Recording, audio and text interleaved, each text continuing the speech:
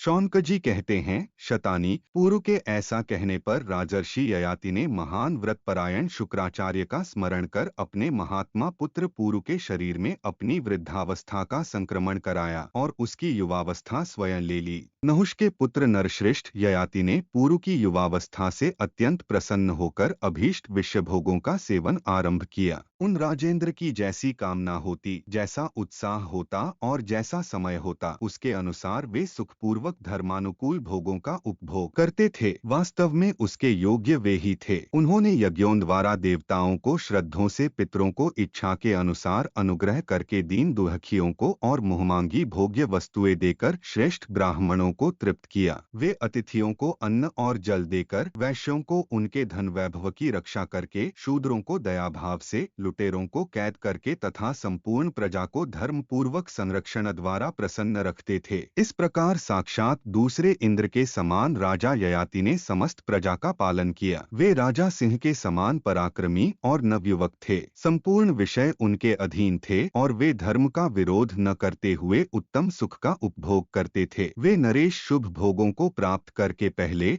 तो तृप्त एवं आनंदित होते थे, परंतु जब यह बात ध्यान में आती कि ये 1000 वर्ष भी पूरे हो जाएंगे, तब उन्हें बड़ा खेद होता था। काल तत्व को जानने वाले पराक्रमी राजा ययाति एक एक कला और काष्ठा की गिनती कर 1000 वर्ष के समय को अवधि का स्मरण रखते थे। जब उन्होंने देखा कि अब समय पूरा हो गया, तब वे अपने पुत्र पुरु के पास आकर बोले, शत्रुघ्न पुत्र, मैंने तुम्हारी जवानी के द्वारा अपनी रुचि, उत्साह और समय के अनुसार विषयों का सेवन किया, परंतु विषयों की कामना उन विषयों के उपभोग कभी शांत नहीं होती, अपितु की आहुति पड़ने से अग्नि की भांति वह अधिकाधिक बढ़ती ही जाती है। इस पृथ्वी पर जितने भी धान, जौ, सुवर्ण, पशु और स्त्रियां हैं, वे सब एक मनुष्य के लिए भी पर्याप्त नहीं हैं। ऐसा मानकर शांति धारण कर लेना चाहिए। पुरु, तुम्हारा भला हो, मैं प्रसन्न हूँ। तुम अपनी यह जवानी ले लो, साथ ही यह राज्य भी अपने अधिकार में कर लो, क्योंकि तुम मेरा प्रिय करने वाले पुत्र हो। शौनकजी कहते हैं, शतानी, उस समय नहुषंदन राजा ययाति ने अपनी वृद्धावस्था वापस ले ली और पुरु ने पुनः अपनी युवावस्था प्राप्त कर ली। जब ब्राह्मण आदि वर्णों ने देखा कि महाराज ययाति अपने छोटे पुत्र पुरु को राजा के पद पर अभिषेक करना चाहते हैं, तब उनके पास आकर इस प्रकार बोले, प्रभो, शुक्राचार्य के नाती और देवयानी के ज्येष्ठ पुत्र यदु के होते हुए उन्हें लांघकर आप पुरु को राज्य क्यों देते हैं? यदु आपके ज्येष्ठ पुत्र हैं। उनके बाद तुर्वसु उत्पन्न हुए। तदंतर शर्मिष्ठा के पुत्र क्रमशः द्रुह्यु, अनु और पुरु हैं। ज्येष्ठ पुत्रों का उल्लंघन करके छोटा पुत्र राज्य का अधिकारी कैसे हो सकता है? हम आपको इस बात का स्मरण दिला रहे हैं। आप धर्म का पालन कीजिए। ययाति ने कहा, ब्राह्मण आदि सब वर्ण के लोग मेरी बात सुने। मुझे ज्येष्ठ पुत्र को किसी तरह राज्य नहीं देना है। मेरे ज्येष्ठ पुत्र यदु ने मेरी आज्ञा का पालन नहीं किया है। जो पिता के प्रतिकूल हो वह सत्पुरुषों की दृष्टि में पुत्र नहीं माना गया है। जो माता और पिता की आज्ञा मानता है, उनका हित चाहता है, उनके अनुकूल चलता है तथा माता पिता के प्रति पुत्रोचित बर्ताव करता है, वही वास्तव में पुत्र है। यदु ने मेरी अवहेलना की है। तुर्वसु, द्रुह्यु तथा अनु ने भी मेरा बड़ा तिरस्कार किया है और पुरु ने मेरी आज्ञा का पालन किया, मेरी बात को अधिक आदर दिया है। इसी ने मेरा बुढ़ापा ले रखा था। आठ मेरा यह छोटा पुत्र ही वास्तव में मेरे राज्य और धन को पाने का अधिकारी है। पुरु ने पुत्र रूप होकर मेरी कामनाएं पूर्ण की हैं। स्वयं शुक्राचार्य ने मुझे वर दिया है कि जो पुत्र तुम्हारा अनुसरण करे वही राजा एवं समस्त भूमंडल का पालक हो। आठ मैं आप लोगों से विनयपूर्ण आग्रह करता हूँ कि पुरु को ही राज्य पर अभिषिक्त करें। प्रजावर्ग के लोग बोले, जो पुत्र गुणवान और सदा माता पिता का हितैषी हो, वह छोटा होने पर भी श्रेष्ठतम है। वही संपूर्ण कल्याण का भागी होने योग्य है। पुरु आपका प्रिय करने वाले पुत्र हैं। आठ शुक्राचार्य के वरदान के अनुसार ये ही इस राज्य को पाने के अधिकारी हैं। इस निश्चय के विरुद्ध अब कुछ भी उत्तर नहीं दिया जा सकता। शौनकजी कहते हैं, नगर और राज्य के लोगों ने संतुष्ट होकर जब इस प्रकार कहा, तब नहुषंदन ययाति ने अपने पुत्र पुरु को ही अपने राज्य पर अभिषेक किया। इस प्रकार पुरु को राज्य दे वनवास की दीक्षा लेकर राजा ययाति तपस्वी ब्राह्मणों के साथ नगर से बाहर निकल गए। यदु से यादव क्षत्रिय उत्पन्न हुए। तुर्वसु की संतान सीमांत से लेकर यूनान के निवासी यवन कहलाई। द्रुह्यु के पुत्र भोज नाम से प्रसिद्ध हुए और अनु से म्लेच्छ जातियां उत्पन्न हुई। राजन, पुरु से पौरव वंश चला, जिसमें तुम उत्पन्न हुए हो। हजारों वर्षों से यह राज्य कुरुकुल में सम्मिलित हो गया है, अर्थात यह कुरुवंश नाम से प्रसिद्ध हो गया है।